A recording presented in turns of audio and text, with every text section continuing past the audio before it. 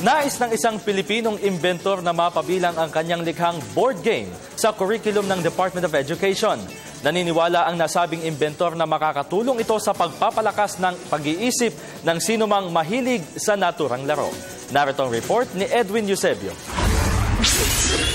Inilunsad nitong weekend ang board game na gawa ng isang Filipino inventor. Ito ay ang Think Game.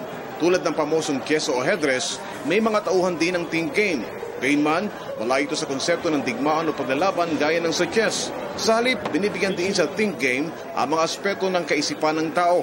Naniniwala ang inventor na si Renato T. Sian na ito'y katugunan ng pataas ang pag-iisip ng mga kabataan sa pakikihamog sa mga hamon sa buhay, kung papaanong rasyonal na harapin ang anumang problema.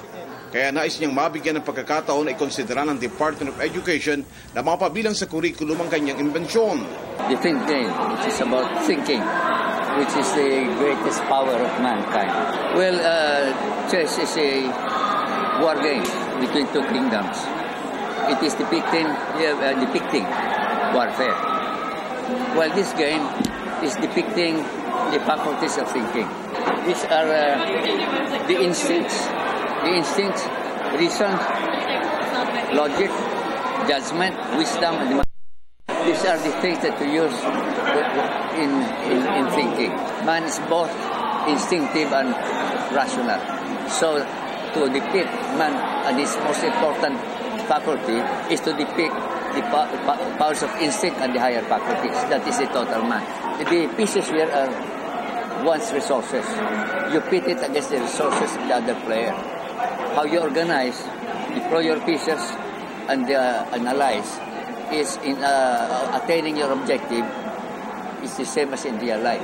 In business or warfare or anything, you organize your resources to attain certain objectives. That is the gist of the game.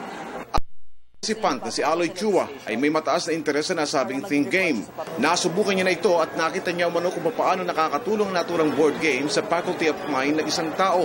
Eventually, gusto niya mapasok ito sa legislation para maging required siya sa public schools. Because in other countries, chess po is integrated into their public school system. So they're required to have chess kasi for them, it's gonna help sharpen the minds of their students.